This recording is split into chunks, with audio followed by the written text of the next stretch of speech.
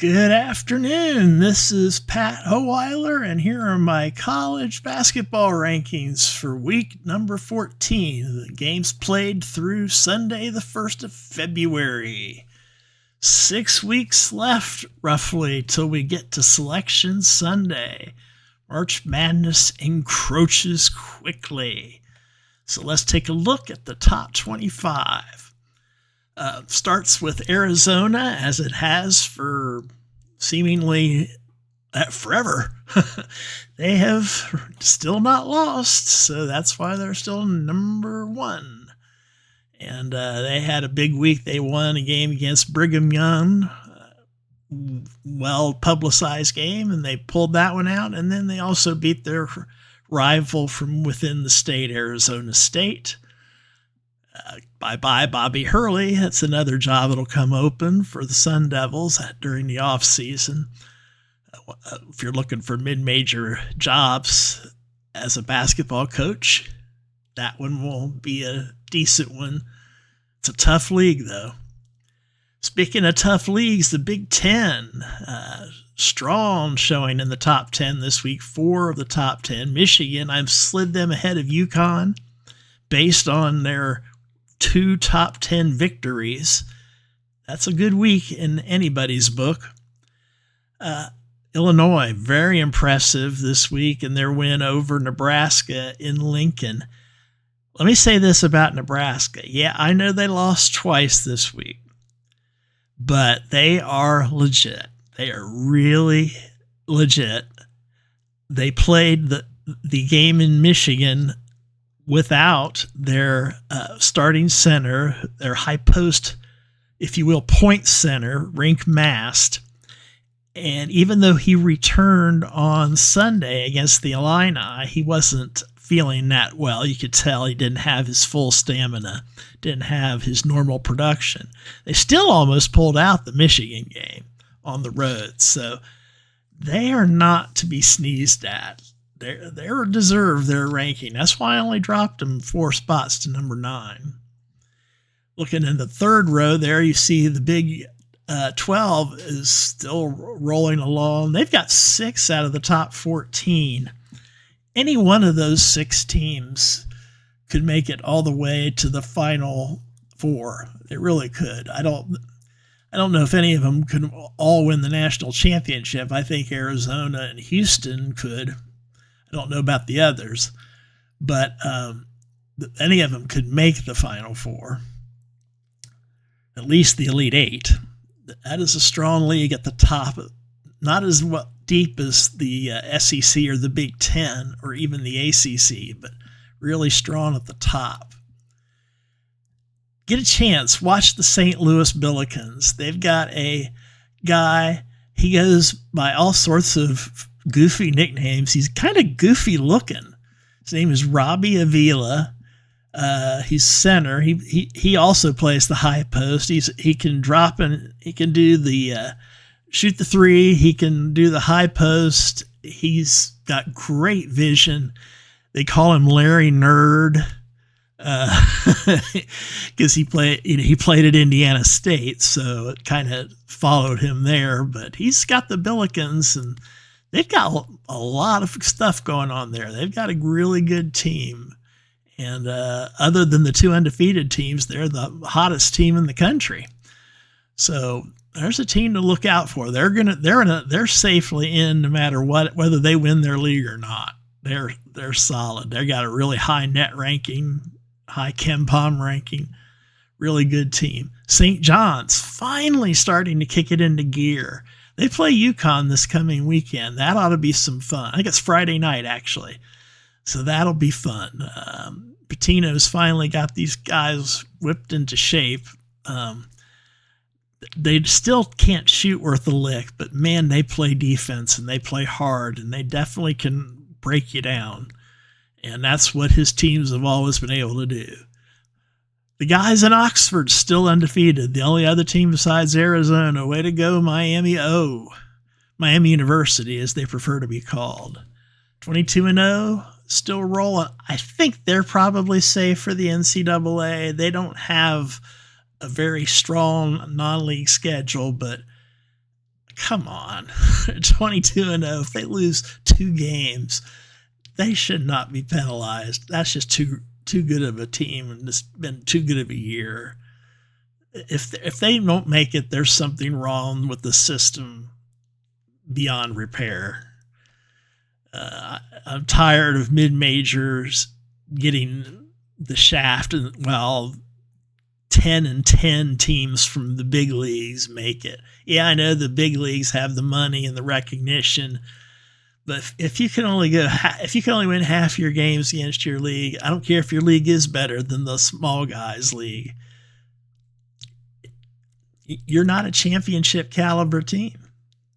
I'm not saying Miami, Ohio is going to win the national championship, but they deserve a chance to compete at the very best. Kent State made the Elite Eight back in 2002 with a tight end named Antonio Gates playing center for him. That's right. Hall of Fame tight end actually played center for the Golden Flashes. So mid-majors can do some stuff. If it wasn't for just a ball hits the backboard a little bit differently, Butler, when it was still a mid-major, would have won a national championship over mighty Duke. So that's just me. I know it's going to always be run by the money, but the hopeless romantic comes out in me when it comes to college sports. Moving along to the next couple pages here, Texas A&M moved to number 27. Bucky McMillan doing a great job with the Aggies. He's on top of the SEC, actually. They're not my highest rated SEC team, but they're doing a good job, and they've got some interesting players. They've kind of got a ragtag hodgepodge team, but they're playing what they call Bucky ball. It worked at Samford, and it's working in College Station. Indiana, hey, Indiana wants me. Lord, I can't go back there. Well, Mike Woodson probably can't go back there, but they're doing a good job this year. They beat their bitter rival Purdue last week, and then they went out to Westwood and beat UCLA in a double overtime thriller on Saturday. So I popped them up quite a bit. Those were 2 really good wins. Ohio State, they lost to Wisconsin. That's pretty much what you'd expect up in Madison. Right now, I've got Ohio State about the 8th or 9th spot in the Big Ten. I think they'll get 10 in, so I think they're on the safe side of the bubble. They're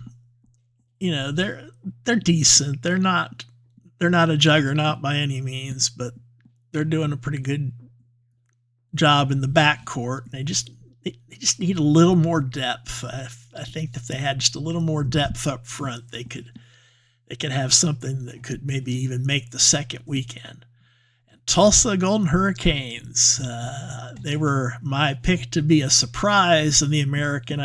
The surprise is they're in first place. Didn't see that coming, but that's a fun team to watch. The next set here, game tonight's going to be interesting. McNeese playing Stephen F. Austin. They played it in Stephen F. Austin's place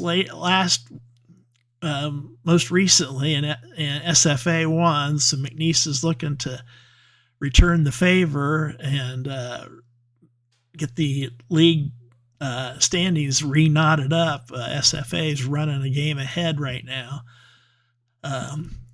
One of those teams will have to win the tournament, obviously, to make the NCAA tournament. They're not that high up. Their net rankings are pretty decent. There's a small chance, but that'll be a good game tonight. That's probably the best off the radar game of the week.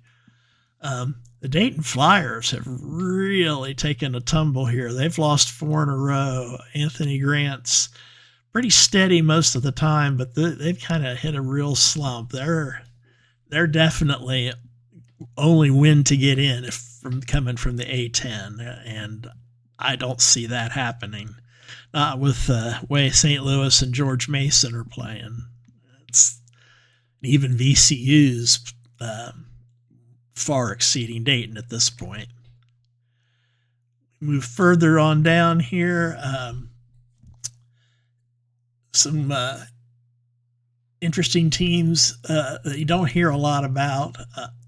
The North Dakota State Bison. They didn't win their annual national championship in football, but they got their team in first place in the Summit and moving on up the standings. Got a lot of that mediocrity I was talking about with the power leagues spread through here. You see Ole Miss and you see Creighton. Big East is a power league in basketball. You got Oklahoma, Notre Dame, and Wake, and Cincinnati, and Mississippi State. Cincinnati, there's another Big 12 job that's going to come open. I know you Bearcat fans can't wait for that. Chris Holtman, he's doing a good job at DePaul. I mean, they're over 500, and they actually might finish over 500, and that's kind of a minor miracle in the Windy City, because that has been a train wreck for the last decade, 2 decades probably. So that's good for him. I like Coach Holtman. Some good basketball out on the West Coast. If you don't have anything to do late at night, like 10 o'clock on ESPN Plus, some of these teams that you see up here, Cal Baptist, UC Santa Barbara, San Francisco. These are some fun watches. Pacific. UC San Diego, they've kind of hit a slump, but all these, there's good basketball out in the West Coast Conference. It's not just Gonzaga and St. Mary's. Santa Clara is really good, and the Big West with UC Santa Barbara, UC Irvine, Hawaii, UC San Diego. There's good ball out west. It's we just don't hear about it much here in the Midwest, and really not heard about much nationwide, but some good teams, a lot of diverse styles. It's fun. College basketball is like just awesome. And then the last group of teams here brought in 8 new teams this week. Starting in order here, we brought in the College of Charleston, erstwhile just known as Charleston. They're my high debut. Brought in the Navy midshipmen. They're having a really good year. They got a couple of really good players. This is probably their best outfit since David Robinson was there. If you remember the mid-'80s, and they actually made the Elite Eight, if I remember correctly. Oakland, that's Oakland up in Michigan, not out in California. They're in. Austin P. Let's go P. They are in this week on top of the Atlantic Sun. The UIC Flames from the Missouri Valley, they've gotten hot, and I've moved them in.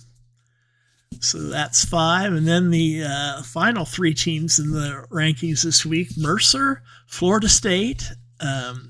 They beat the 2 teams from California this week, and they've gotten a lot better. There's a team. See, that's what you want to do, is you want to improve as the season goes on.